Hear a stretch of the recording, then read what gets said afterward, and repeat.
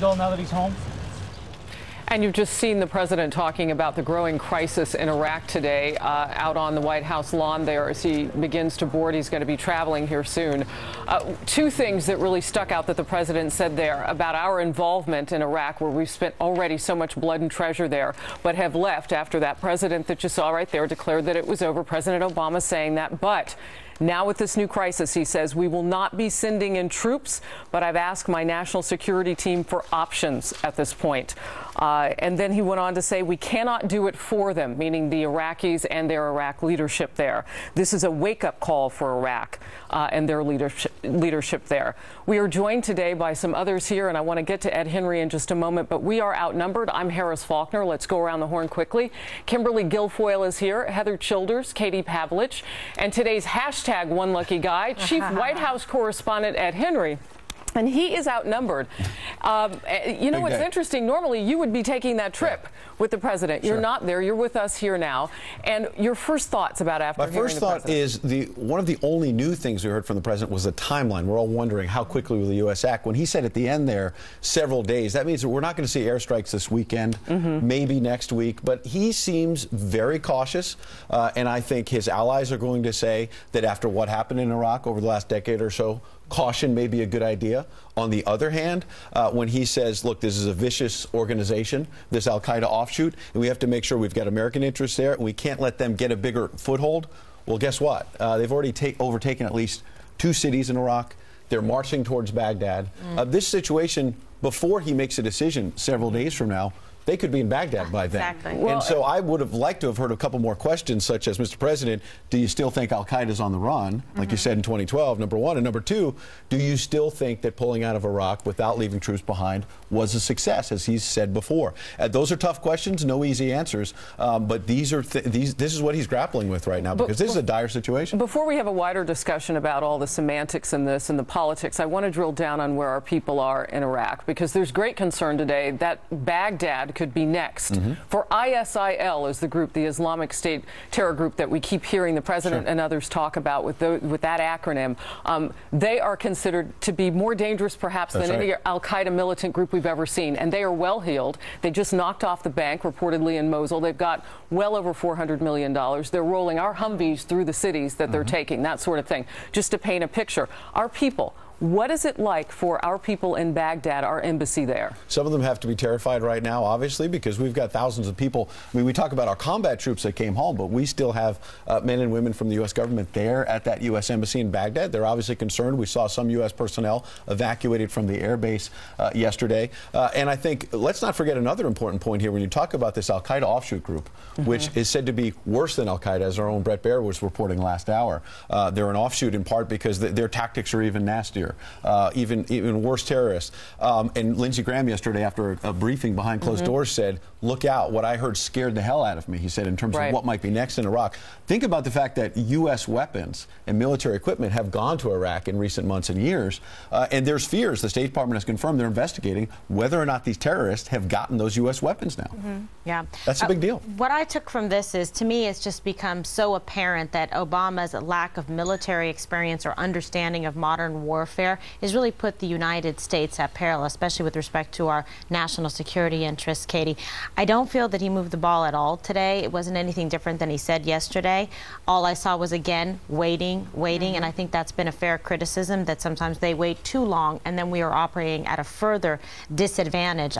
You think it sends the wrong message to our enemies? We're not backing our allies or our interests that we've already put so much into. You know, I think that the big message for me here is that the people who are taking these cities is this army of terrorists. It's not a couple here. I think this administration makes a huge mistake when they kind of classify terrorists as these unsophisticated groups of militias, when really they're highly sophisticated. They have heavy weaponry. They're willing to get rid of anyone in their way, Muslims, Christians, anyone who's going to get in their way. They're beheading everyone along the way. And for the president to go out and, you know, say that we're kind of just not going to really get involved and it's up to the Iraqis. The Iraqis have been begging for 2 years to get some help here. Let's not forget that it was President Obama who installed the Prime Minister who is there now, Maliki. He wasn't the one who won the election in 2010. President Obama made that decision. President Obama also failed to negotiate a status forces agreement, and then he blamed the Iraqis and acted like it was them who didn't want the agreement when they did. And so for him to now be really stepping back and saying, we're not going to really make any moves at this point.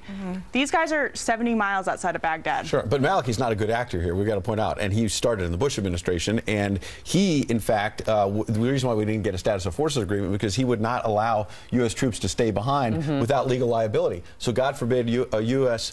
Service member shot an Iraqi civilian. They could have been prosecuted, as you know. So we can't leave our troops behind. Terms. Right, those terms, but Maliki is not a good actor. But the president left that conversation before it was over because he made a political decision, and what we're seeing now is the outcome of making political decisions instead of foreign policy decisions based on what your generals are telling you. President Obama made a lot of campaign promises. He broke a lot of them. This is one of the only ones that he's kept, and we're seeing severe consequences as a result. And when you talk about the possibility of air support in this situation, that's not really possible if you don't have the support of anyone on the ground to determine what targets are being hit. And when I listen to the president, I think about, you know, the troops who returned home who were wounded. That was over 32,000. The troops who did not return home, who lost their lives there, that was over 4,000 of those. And they did it for what? Now look what's happening in Iraq. It's happening all over again. So they put their lives at risk. They returned home, severely wounded some of them. And for what? Now the situation is even worse. You know, it's interesting. 2 years ago, U.S. military in Iraq, Major General Jeffrey Buchanan, remember, he was a spokesperson, and he said these words, and we might be able to put these up on the screen. If the Iraqi security forces are not able to put pressure on them, then they could regenerate. Now, they that he's talking about are the ISIS or ISIL now. It's very interesting to see them with our gear. Right, and our weapons. But how they're doing this is really frightening. And what Senator Graham may have been speaking to is some of the reporting that's coming out today that they are beheading people as they go along town to town. These are some difficult details to listen to. So when you talk about delaying, if maybe the president isn't telling us everything.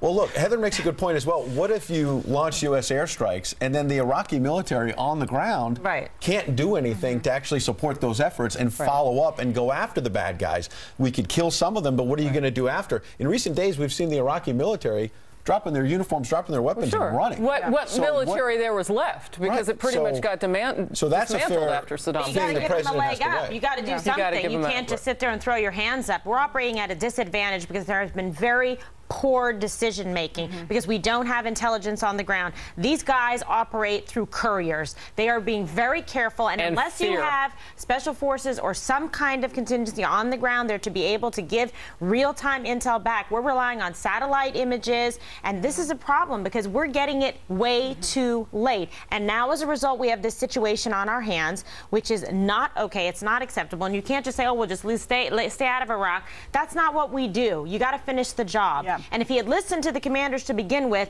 we wouldn't be in this position because he should have pressed the points in the negotiating table when he had the advantage to do so. And you guys are making the argument for the question that I asked. Maybe the president isn't telling us everything, and there's going to be this like secret mission over the weekend or something, but we don't know if that was President Obama did not give any confidence to people who are scared and in the path of these people, and he didn't strike any fear into the terrorists who are on the march right now. And just to bring it back to what Heather was saying, what is it worth? There are a lot of people who died in Iraq. I sent a message to a friend that I have who was an Iraqi living in Iraq when we went over there. He risked his life to become a translator for our armed forces there. He sent me this message. He said, I am so disappointed about what is happening there. I was always proud to be one of the members of Operation Iraqi Freedom, but now I feel we have lost everything. We are back to zero. He was there, and he risked everything, his family, his life. He's now living in the United States as an American citizen, but that really gives you a good picture of what's going on there and how people feel about it. And how bad it is. Similar decisions coming up in Afghanistan. And so there's lessons that are going to be learned now that we're going to have to apply to the second war, which was really the first war. Or will they and the be learned? heat that President Obama will take will come from both sides, because one will be the delay in this decision, as Kimberly has talked about, because they asked for help more than 60 days ago in Iraq. And the other will come from his own base, which says, you said you were going to end war. It looks like now Nancy the Pelosi nation's going right back into it. It's not our responsibility. So that's the president's base. They're saying, walk away. We're watching it. The president talked about it before he heads off on his weekend. He's going to go to an Indian reservation in North Dakota today and then on to Palm Springs, California.